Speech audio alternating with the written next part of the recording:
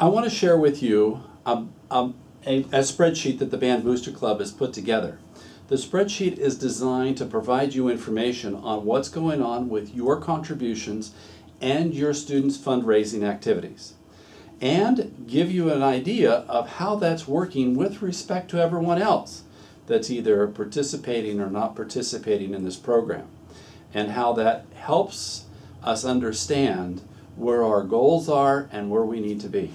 So let me walk you through this spreadsheet, which will be emailed to you on a regular basis so you have an update on what's happening.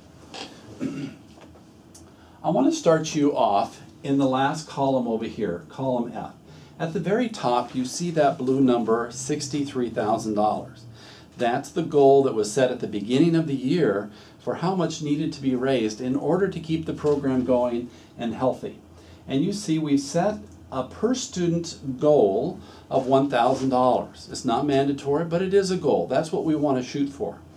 Now we are tracking, coming back from right to left, we are tracking total contributions for not only the students' fundraising, but also what the parents are donating. And so we are tracking those month by month, and that's something new. We have not done this at this level of detail, but we thought it was necessary in order for everyone to understand where they are. The one in red here shows us where we're at year to date. Here we are in March, and we still have to raise almost $52,000 at this point in the year. Now we have a need to raise at least another $30,000 by the end of May in order to have any hope of a field season next year. That's how critical this project is at this point.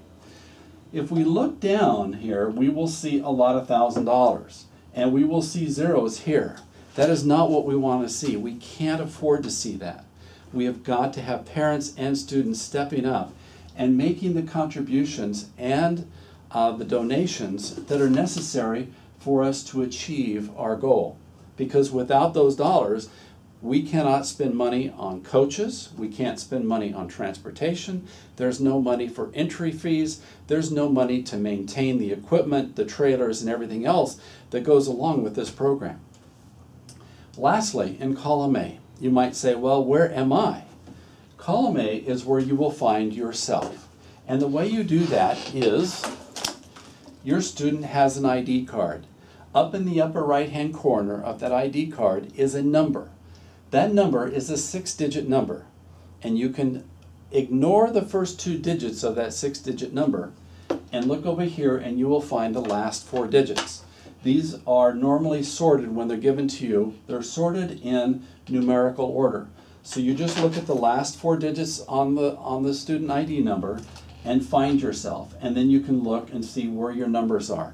This allows you to look to say, hey, you know what, I've given some money and I don't see it showing up here. That's how we can get things corrected as well, including your student doing participating in programs to raise money.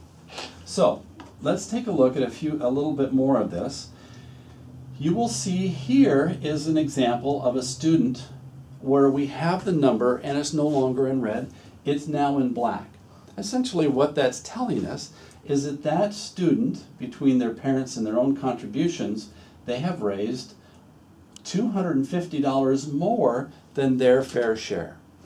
The $1,000 that we see in many occasions is the fair share that we believe everyone should try to step up and participate in. That is what is necessary for us to reach our goals and to have a field season, to have a winter guard season, to have drumline and all the other things that the students participate in. This is their dream, their goals. This is how we make it happen. So anyway, this will be provided to you on a regular basis so that you know what's going on. Your student will also receive a copy of this, and an update will be posted in the band room so that the students can see what's going on. We have a lot of work to do between now and the end of the year, and especially between now and the end of May, when we have to reach certain goals. So please, if you have any questions, be sure to email us. We'll be happy to get back to you and see what we can do to help you understand this if you have questions. Thank you for listening, and we hope that you'll participate with us and help us get our kids back out on the field to compete. Thank you.